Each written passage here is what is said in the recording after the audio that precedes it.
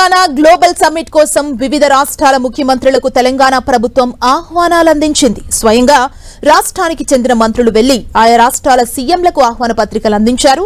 తెలంగాణ ప్రభుత్వం global summit పేరుతో ఈ కార్యక్రమాన్ని అత్యంత ప్రతిష్టాత్మకంగా నిర్వహిస్తోంది.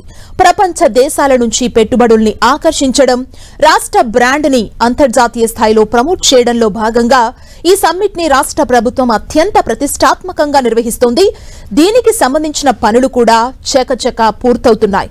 తెలంగాణ రైజింగ్ 2047 దార్శనిక పత్రాన్ని ఈ సమ్మిట్ లో ఆవిష్కరించనున్నారు. ఈ సదస్సుకు జాతీయ, అంతర్జాతీయ స్థాయిలోని దాదాపు 3000 మంది ప్రముఖులు, పారిశ్రామికవేత్తలు, టెక్నాలజీ నిపుణులు, వివిధ రాష్ట్రాల ముఖ్యమంత్రులు, కేంద్ర మంత్రులు, దౌత్యవేత్తలు హాజరు కానున్నారు.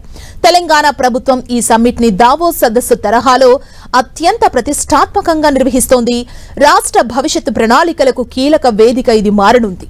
ఈ ఈవెంట్ కి ఇప్పటికే ప్రధాని నరేంద్ర మోదీతో పాటు పలువురు కేంద్ర మంత్రుల్ని స్వయంగా ముఖ్యమంత్రి రేవంత్ రెడ్డి, డిప్యూటీ సీఎం బట్టి విక్రమార్క ఆహ్వానించారు. ఇక అన్ని రాష్ట్రాల ముఖ్యమంత్రుల్ని ప్రత్యేకంగా ఆహ్వానించాలని ఈ బాధ్యతను మంత్రులకు అప్పగించారు. పశ్చిమ బెంగాల్ సీఎం మమతా బెనర్జీ అధికారిక కార్యక్రమాలతో బిజీగా ఉండటంతో మంత్రి సీతక్క ఈమెయిల్ ద్వారా అధికారిక ఆహ్వానం పంపారు. ఆహ్వాన పత్రం అందిందని ధృవీకరిస్తూ బెంగాల్ సీఎం కార్యాలయం ధన్యవాదాలు తెలిపింది. మంత్రి సీతక్క పంపిన ఆహ్వానాన్ని మమతా బెనర్జీకి వ్యక్తిగతంగా అందజేస్తామని కూడా సీఎంఓ తెలియజేసింది. తెలంగాణ రైజింగ్ గ్లోబల్ సమ్మిట్ కు హాజరు కావాలని కోరుతూ అసోం సీఎంకు మంత్రి జూపల్లి కృష్ణారావు ఆహ్వానం అందించారు.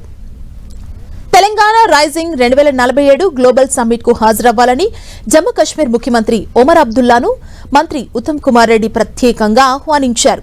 న్యూఢిల్లీలోని జమ్మూ కశ్మీర్ హౌస్ లో సీఎం ఒమర్ అబ్దుల్లాను మంత్రి కలిసి ఈ మేరకు ఆహ్వాన పత్రికను అందజేశారు.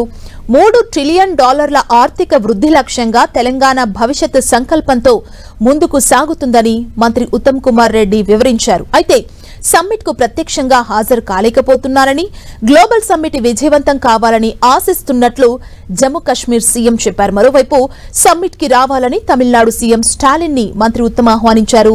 చెన్నైలో సీఎం కార్యాలయంలో స్టాలిన్ ని కలిసిన ఉత్తమ్ ఈ మేరకు ఆహ్వానాన్ని అందించారు. తెలంగాణ రైజింగ్ గ్లోబల్ సమ్మిట్ ని 2025కు ఏపీ సీఎం నారా చంద్రబాబు నాయుడిని రాష్ట్ర మంత్రి కోమటిరెడ్డి వెంకటరెడ్డి ఆహ్వానించారు.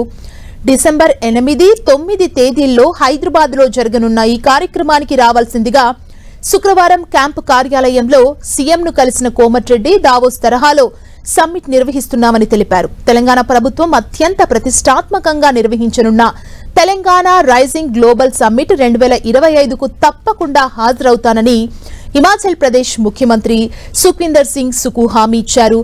శుక్రవారం రాష్ట్ర ఎస్సీ, ఎస్టీ, దివ్యాంగుల సంక్షేమ శాఖ మంత్రి అడ్లూరి లక్ష్మణ్ కుమార్ హిమాచల్ ప్రదేశ్ కు వెళ్లారు. ఈ మేరకు సీఎం సుఖ్వీందర్ సింగ్ ని కలిసి ఆహ్వాన పత్రిక అందించారు. తెలంగాణ రైజింగ్ 2047 గ్లోబల్ సమ్మిట్ కి జార్ఖండ్ సీఎం హేమంత్ సోరెన్ ని డిప్యూటీ సీఎం భట్టి విక్రమార్క ప్రత్యేకంగా ఆహ్వానించారు. శుక్రవారం జార్ఖండ్ సీఎం నివాసంలో జరిగిన భేటీలో రాష్ట్ర ప్రభుత్వం ప్రత్యేకంగా రూపొందించిన గ్లోబల్ సమ్మిట్ ఆహ్వాన పత్రికను భట్టి సీఎం హేమంత్ సోరెన్ కు అందజేశారు.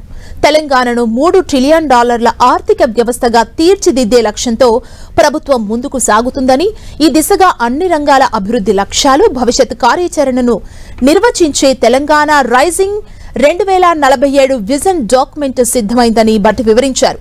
నీతి ఆయోగ్ సలహాలు, నిపుణుల మేధోమథనం, పలు కార్యాచరణ రంగాల సమగ్ర విశ్లేషణ ఆధారంగా రూపొందించిన ఈ విజన్ డాక్యుమెంట్ ని హైదరాబాద్ భారత్ ఫ్యూచర్ సిటీలో డిసెంబర్ 8, 9 తేదీల్లో జరిగే గ్లోబల్ సమ్మిట్ లో ఆవిష్కరించనున్నట్లు డిప్యూటీ సీఎం తెలిపారు.